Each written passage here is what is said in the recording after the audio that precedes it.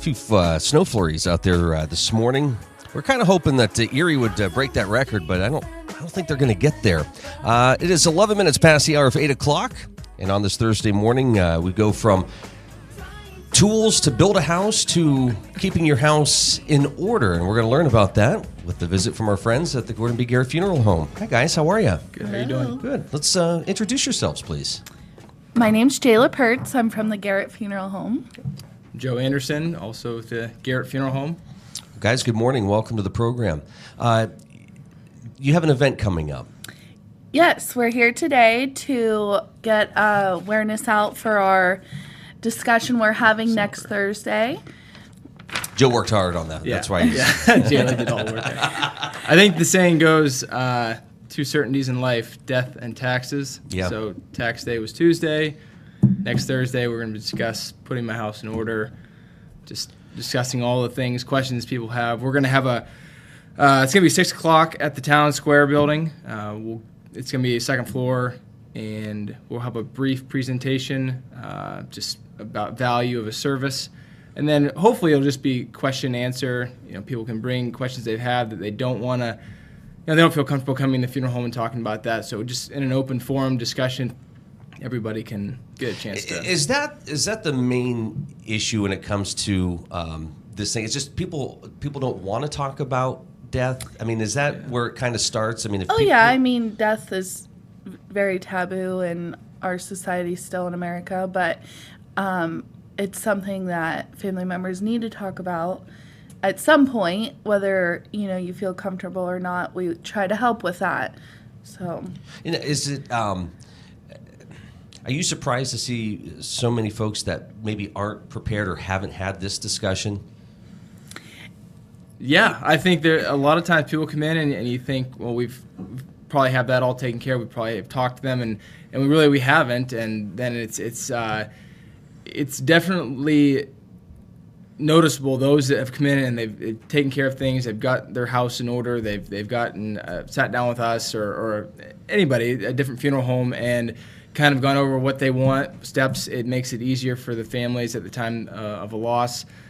So definitely it's surprising certain people come in you would think have things taken care of and they don't. I would imagine if it was sort of maybe a surprise death, something that was unexpected. Yeah. Right. But it's probably very noticeable that if a will was in place, if the pre-planning of a funeral was done, you wouldn't have that stress as a family to have to worry about putting all these pieces together, right? Because that's a very difficult time for somebody to go through. The loss of a family member or a friend. Yes, and on top of that, I think it magnifies what the loved ones left feel like they have to do. So they kind of get in a rush state of mind where we're there. So we're there to help them. Know when to do stuff, how to do stuff, that it's not all in a timely fashion. Sure.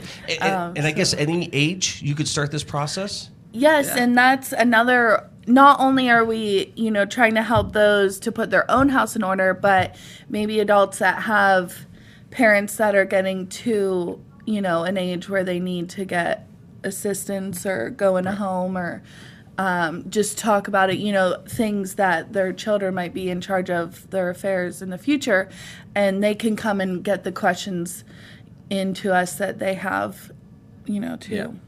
And I think, too, there's a lot of misconceptions people have. They just hear, different things, and they assume things, and so it's nice to be able to kind of talk through those and, the difference between a cremation, burial, similarities, all the misconceptions there, we can kind of talk through those as well.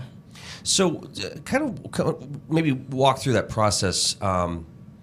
Somebody would call and set up an appointment with you guys? Sure, yeah. Somebody can call. Some people just walk in and ask if that time's good. Always better to call, though. Yeah. And we'll look at the week, and we'll get a time set up. Now's not a good yeah, that happens sometimes. Yeah. But no, we can go to people's houses. If it's easier to come into the funeral home, we'll sit down. We'll just talk, go over things. find out what their wishes are, and then we start looking at paperwork. Is there insurance work that needs done? Is there money they want to put away? Or they just want to get some things written down on paper so their family knows. It really depends. And it shouldn't be a strange conversation to have with somebody. I know, for example, my mother-in-law has, everything planned, and it's like, we kind of joke with her about it. Mm-hmm. But, in the back of your mind, you're thinking, at the end of the day, when the time comes, it's good to know. It's good to know, mm-hmm. and it's one less worry, and then you can focus on the other things about, that end of life, the celebration part of it, or however you're going to do it. But you don't have to worry; it's done. Right. Yep. And I think that's really a highlight of what our presentation will be about, is the service part. We see a lot today. People just they either want directly buried or cremated. They don't want a service. A lot of times we're not even putting obituaries in the paper, but really just want to drive home, and we'll kind of present some reasons why a service is meaningful, why we should have one. Why, as a society, we kind of shy away from it because we're just, it's like Jayla said, it's taboo. We're a death-denying culture. But why it's important for us psychologically to really take time, an hour, whatever it would be, to remember that person, to share stories, to, if you have a minister or whatever, just to really set aside for that person. It sounds like there's a lot of elements that people might not think that they have to be a part of in the planning process here. Yeah, I mean, it's involved, but at the same time, it's not. It can, you can still have a wonderful remembrance celebration for someone, and it not be the normal, 2 to 4, 7 to 9, or right. It can be. It can vary. A friend could talk for you, or a family member. You don't always have to have a minister if so anything can be done that within reason. Right. But I'm sure every day's different for you guys, which is weird to say in this kind of business, right? Yeah. It's evolved. Certainly, the old guard of doing things is just a 3-day wake. You'd have 2 days of visitation, a burial, or cremation the next day. Now, people, if they're more involved with one of the clubs in town, they'll have a service there, or just at a church, or they'll do the traditional way at the funeral home, or just a gathering somewhere. It really varies. So. What's nice is there's no right or wrong for, each family's dynamic is different, and whatever they feel is the celebration for that person, that's how it should be. So it's really, it's getting those people to sort of open up to you guys, right? I'm sure part of them are thinking, I'm not sure if you've ever done this before, but this is what we're thinking. Yeah. Oh, yeah. And you're like, no, that's fine. That's normal. It's normal. It's okay. They do say that a lot while we're meeting with them. I don't know if, you've ever done this or ever heard this or, so. What's unfortunate is, and I've talked to other directors around the area, we'll serve a family and they choose not to have a service, and, later on down the road, we'll see them and they'll say, I wish I would have done something for mom and dad. People couldn't express their sympathy, their condolences to me. So now when I see them at Walmart, I see them at the bank, they're saying, I'm sorry, and they give me a memory about my mom or dad, and that's not the place for it. The place for it is, again, church, funeral home, whatever setting you choose, just to set aside that time for people to be able to express, because really you're the ones left. We are the ones left to grieve for who's ever passed in our family, and we need to express that. And so it's unfortunate when you see that some people just didn't get the opportunity for the public or family to come in and really express their sympathy to them. Yeah, there's many benefits in having a memorialization of your loved one, and we try to. We're going to tell everyone what they are. And I would imagine, too, when you're talking about, again, a stressful situation for immediate family or friends, and there's going to be tears, but there's going to be some laughs. Yeah. I'm sure that's appreciated, too, because it has to be tough to do this day in and day out, and to not look at a situation and go, this person, did bring joy. It's okay to laugh. It's okay to smile and have those good memories. Yep. Oh, yeah. Well, that's needed for, for your Yeah, I think when, it just depends on who the character of that person was. If they were a jokester and told a lot of jokes, people will come and they'll tell those jokes, and we all laugh because it was funny. That's how we remember that person. But it is sad, they're not here anymore, but, we definitely want to remember them for who they were, and that many times includes music and laughter, so... Listen, my wife knows that I'm a Pez collector, so I want Pez lined up around me. So just giving you just a little note there, mental note for you. Clear some space for some Pez dispensers. All right. Yeah. It is 8:21. This is the Morning Drill on Stream Television, Armstrong and the Allegheny News Talk Sports Network. Now, this event again will be held next week. Yeah, next Thursday, April 26th at 6 p.m. Town Square. We're going to have some refreshments there, so if you're just hungry, you can come and just, and we'll have some paper, we'll have some literature to give out. Again, we're going to have a short presentation, but really we hope that it will be question, answer. It seems like every maybe 5 to 10 years, either Todd or Jay or my grandfather, when he was still around, would go to one of the organizations and sit down and kind of discuss this with people. Which is needed in the community. We just felt we hadn't had that in a while, and thought now would be a good time. Well, I think there's a lot of elements that people might not think about when it comes to this part of life. There's, and again, as we've been talking about, the more you have this stuff in order, as you're saying here with the topic, the easier it is. It doesn't take the pain away, but it does take some stress away. Yes, yeah, and at the time, it certainly helps those, that are there to deal with arrangements and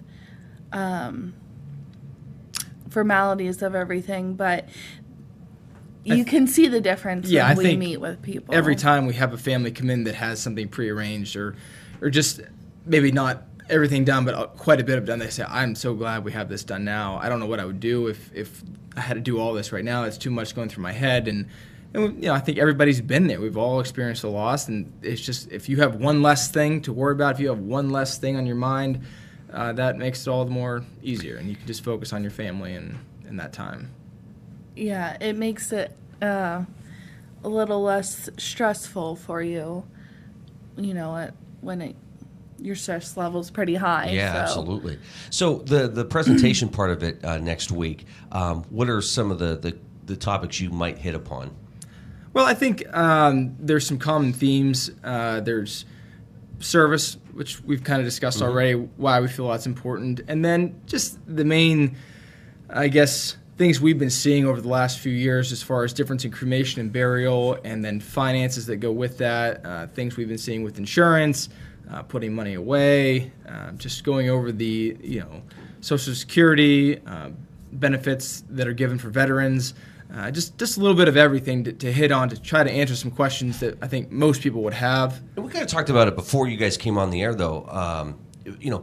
Picking a casket, right? I mean, they can do that in advance. Correct. Yep. Correct. And have that taken care of. Yep. Mm-hmm. And a lot of funeral homes, ours included, we have a website.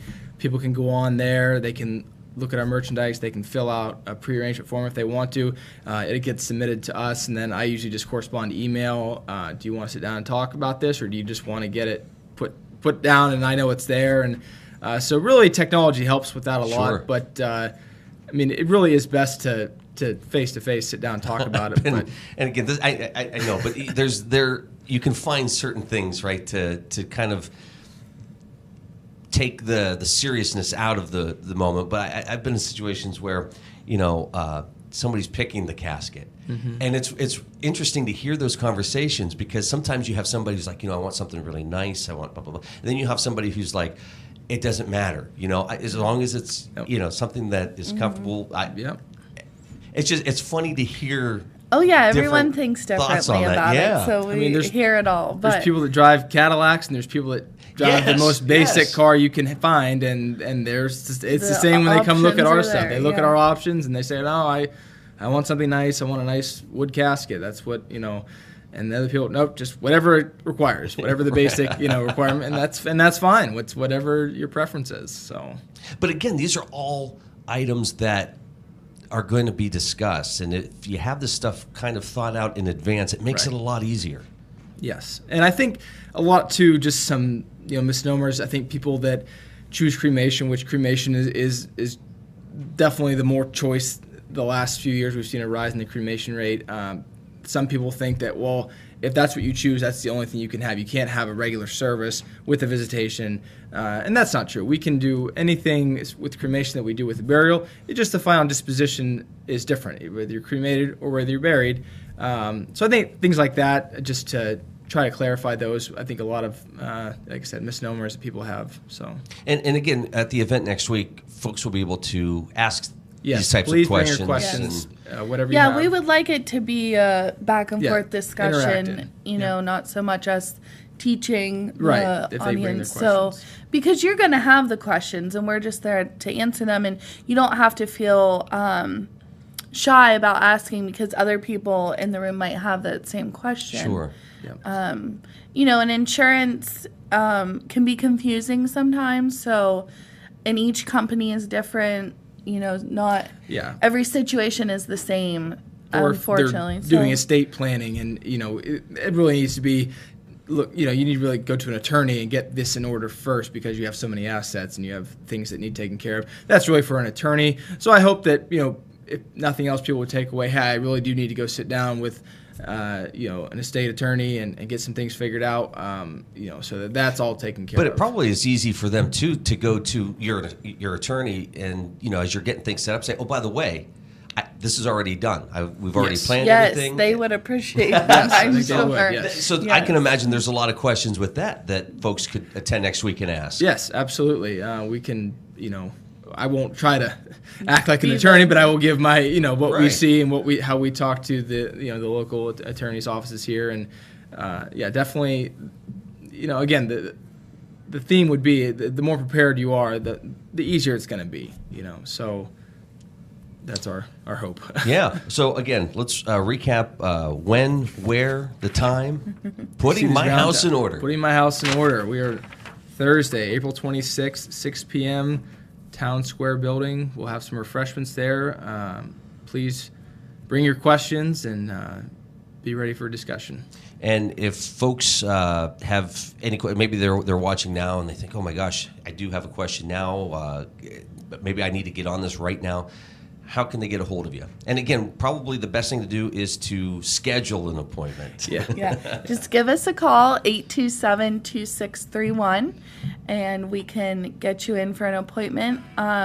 Or if you're out of town or anything like that, you can visit our website at garrettfuneralhomeinc.com.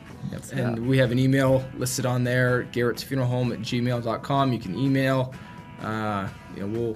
We'll correspond any way we can. We do it regularly, whether you're in Virginia or California. We send paperwork back and forth, and so really with technology today, it's pretty easy to communicate. So it really doesn't matter where you're calling from or emailing from. So well, you guys do an amazing job, and it's I'm sure at times very challenging to keep the emotions at bay and be professional, but you guys are amazing at it, and that's the entire crew. So thanks for everything that you guys do for the community. Thank you for having us. And you guys really do care about the citizens in the community. It is amazing. Yeah, this is our town, our community. Just as we had the hardware man in here, we want to support him. We want to support our community. And my grandfather started this 1965, and then her dad Jay came along. Then my uncle Todd came, and so we've just kind of continued it from there, and we really do care about our community, and want to see people not in a situation where they're left wishing they had done, prepared more. Absolutely. So. All right. Well, guys, keep up the good work. Thank you so much, Thank and you. good luck next week. 8:30. Final look at news is coming up next. Mama done chased Willie down.